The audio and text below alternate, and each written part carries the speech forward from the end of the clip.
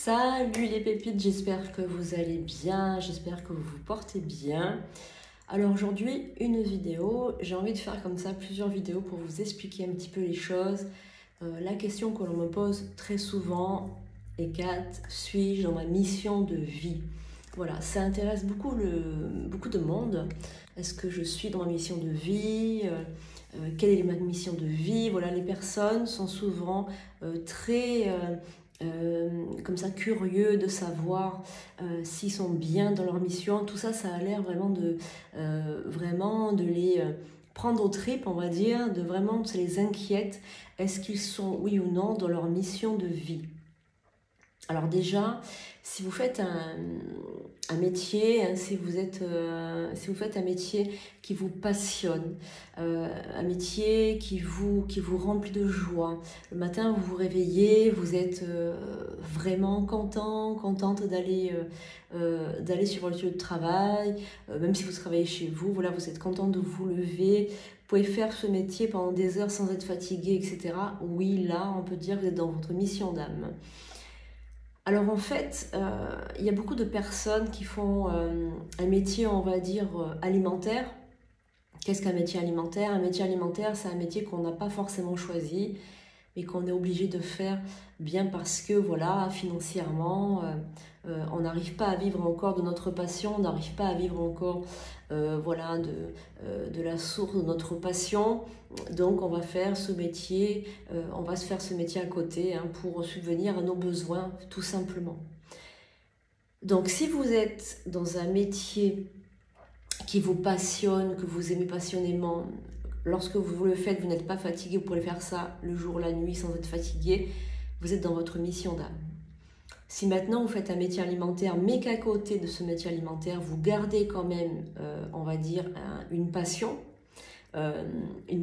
qui vous... quelque chose de créatif, un petit peu... alors, je ne dis pas que tous les métiers doivent être super créatifs, hein, non, vous n'allez pas vous faire des choses en dehors du commun, juste pour vous dire, ah, je suis créatif, je m'oblige à faire de l'art, à faire de la musique, à faire... Non, il faut que ce soit quelque chose qui vous ressemble. Votre âme, lorsqu'elle est dans l'autre monde, hein, lorsqu'elle rejoint la lumière, lorsqu'elle rejoint son plan d'existence, elle a envie d'expérimenter des choses sur Terre, elle a envie de créer. Donc l'aspect créateur de l'être humain, tout le monde a cet esprit créateur, tout le monde est créateur ou créatrice en son genre, et chaque personne est unique. Voilà, on fait tous partie d'un monde, de l'univers, et chaque personne, même toi là qui me regarde, qui a l'air complètement, tu vois, tu te dis mais je ne sers à rien, je n'ai pas de mission d'âme, je suis venue là pour rien, je sais pas pourquoi je suis là, je cherche ma voie, je ne la trouve pas, voilà, en fait, si tu cherches ta voie et que tu ne la trouves pas, sache qu'au fond de toi, tu as un talent qui t'est propre et qui est unique. Et oui, même si tu te considères comme quelqu'un de banal, eh bien tu n'es pas banal, tu fais partie de la grande trame de l'univers et tu es là pour faire quelque chose, pour donner quelque chose, pour aider l'humanité. Alors on peut aider l'humanité simplement en disant une phrase ou un mot à une personne au bon moment. Et si tu transformes cette personne, eh bien tu vas transformer des dizaines et des dizaines, voire des centaines de personnes. Parce que cette personne, elle aura reçu, au moment où elle en avait le plus besoin, la parole, le mot juste. C'est pas forcément le destin où tu dois aider des centaines de personnes à sortir d'une tour qui s'enflamme, ou bien d'un taxi en feu, ou bien déjouer un attentat. Non, c'est pas ça, avoir un destin unique. C'est simplement faire on va dire, faire ta mission, accomplir ta mission. Et comment on sait qu'on est dans sa mission? C'est fait partie de notre question, mais quand tu es dans ta mission, tu es bien, comme je t'ai dit tout à l'heure, tu es en phase avec toi, tu es heureux. Et comment tu sais que tu as trouvé cette mission? C'est que voilà, tu es dans ton chemin, Tout est fluide dans ta vie. Quand tu es dans ta mission, tout est fluide, tout vient à point nommé. L'abondance aussi vient à point nommé. Hein. Quand on est dans la mission de vie, on a l'abondance financière. L'abondance financière, elle arrive. Hein. Le tapis rouge se déroule et tout est facile. Hein. La voie royale est en train de s'ouvrir. L'ouverture de route est en train de s'ouvrir. Quelquefois, on peut nous bloquer notre ouverture de route, notre mission de vie, lorsqu'on nous jette un envoûtement. Donc là, je t'invite, si tu as des signes de blocage, à faire appel à mes services pour faire un désenvoûtement. Et pourquoi pas une ouverture de route ensuite. Pour retrouver le fil de ta vie, le fil conducteur.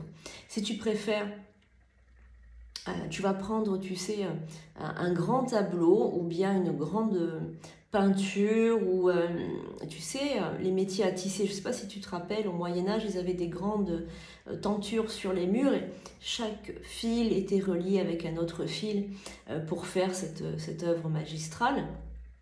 Eh bien, nous sommes des petits fils comme ça partout qui forment la trame de l'univers. Et si on coupe un fil, eh bien, on va dire que l'œuvre est complètement bousillée. Hein, voilà, l'œuvre est bousillée. Donc, quand le sort est jeté, on va dire que voilà, tout est bousillé. Hein. Donc, il faut raccrocher les wagons et c'est mon métier de raccrocher les wagons, de raccrocher les fils entre elles, entre eux et de continuer ta mission d'âme. Alors, comment savoir aussi pourquoi, pour quel métier nous sommes faits, comment savoir? Eh bien, on va dire que tu le sais au fond de toi quand même, hein, tu le sais. Je vais te raconter un épisode de ma vie qui va bien illustrer, ça. Lorsque j'étais beaucoup plus jeune, que je n'avais pas encore fait mes études de psychanalyse, de psychologie, etc., quand j'étais beaucoup plus jeune, on va dire que j'étais dans le domaine de la beauté. J'avais fait un CAP, un BP esthétique, cosmétique, vente, parce que je voulais aider les autres à retrouver, à s'embellir. Voilà, je voulais, ça me plaisait, j'aimais la texture des cosmétiques, j'aimais me maquiller, j'aime toujours me maquiller, comme vous le constatez. J'aimais tout ça et j'aimais aussi rendre les gens beaux. Alors, c'est vrai que quand j'étais jeune, je disais toujours, oui, on a tous une beauté cachée et moi, j'aime mettre en lumière cette beauté. Et lorsque je faisais les soins esthétiques, lorsque je faisais, eh bien, quelquefois, je faisais un peu de voyance aux gens, les gens me demandaient, ah, mais je sais que vous avez un talent, qu'est-ce que vous voyez pour moi, qu'est-ce que ci, qu'est-ce que là.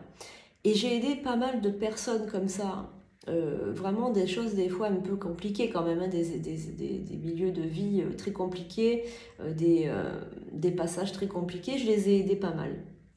Donc j'avais ça déjà en moi, j'ai aidé quand même. Mais j'avais peur de ce métier de médium, de voyance. Pour moi, c'était... Puis on n'était pas à la même époque. Maintenant, c'est un peu la mode, c'est un peu... Mais à l'époque où moi, j'étais dans l'esthétique, c'était il y a longtemps maintenant, hein, eh bien, c'était pas du tout la mode, c'était mal vu. C'était vraiment considéré comme des illuminés. Voilà, on n'était vraiment pas bien vus. Et ça ne me plaisait pas parce que dans ma famille, plusieurs personnes le faisaient déjà. Je sais pas, je trouvais ça un peu bizarre.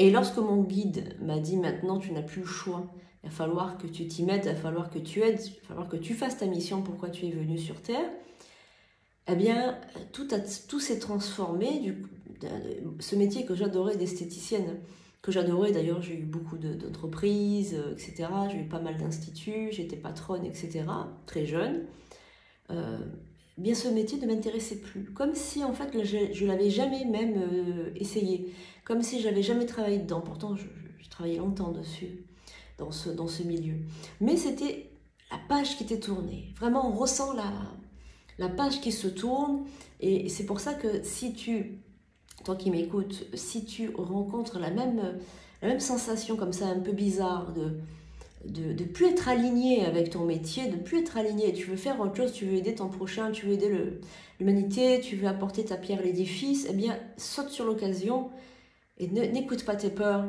Va au-delà de tes peurs, suis ton âme, suis ton intuition, elle, jamais elle ne te trompera. Au niveau du dharma, de la loi du dharma, de tout ce qui est en rapport avec la mission, c'est au niveau de ton ventre que tu ressentiras si tu es dans la vérité.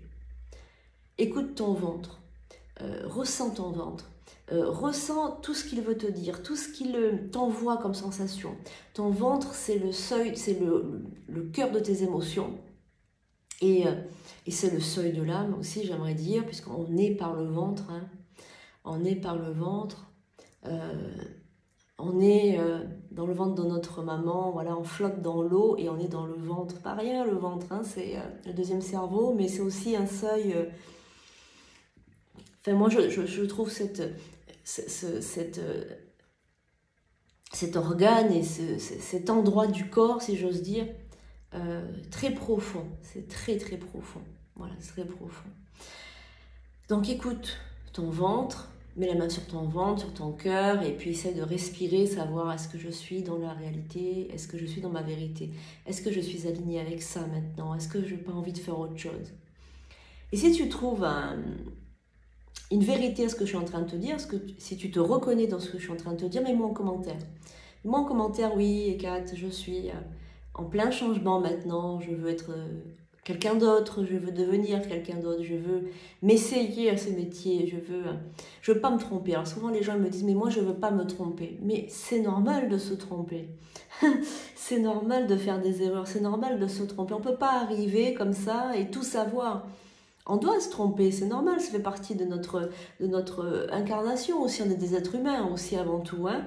On est ici sur Terre, mais on est surtout des êtres humains qui doivent faire une expérience humaine, d'accord? Donc on doit, c'est logique de se tromper. C'est le mental qui fait peur. Le mental, il nous dit non, non, non, ne va pas là, tu vas te tromper.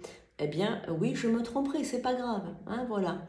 Mais sache que quand tu fais un métier qui va aider les autres, le plus grand nombre, eh bien l'univers quand même va te faciliter les choses. Il va te donner les bonnes opportunités au bon moment. Donc il faut que tu utilises aussi la loi d'attraction, la loi de manifestation, la loi immuable de l'univers. Tu vas créer ta réalité en faisant appel à la loi d'attraction. Voilà. Comme aujourd'hui, par exemple, je vais te dire une phrase qui va t'aider pour tout le reste de la journée, même de la semaine. Je suis un aimant qui attire les bonnes opportunités. J'attire les bons choix, les bonnes personnes. J'attire les circonstances propices pour pratiquer ma mission de vie. Je suis protégée et j'arrive à faire taire mon mental pour pouvoir me réaligner. Tu peux aussi faire de la méditation, du yoga, de la cohérence cardiaque aussi tu peux faire pour essayer de te réaligner avec qui tu es. Alors j'espère que ce message t'a été utile, j'espère que tu auras peut-être compris quelque chose aujourd'hui, peut-être que ce message n'arrive pas par hasard, peut-être que tu devais l'entendre aujourd'hui, suis ta voix, personne ne le fera à ta place, c'est pas toi qui le fais, personne ne le fera à ta place, parce que qui mieux que toi sait ce qui est bon pour lui ou pour elle. Je te fais de gros bisous. Je suis Ekat, je suis disponible pour des consultations pour t'aider à trouver ton chemin de vie et parcourir le monde avec un sac à dos plein de bonnes choses, plein de bijoux, plein d'or, plein de diamants, plein de pépites. À bientôt et n'oublie pas, l'univers te voit.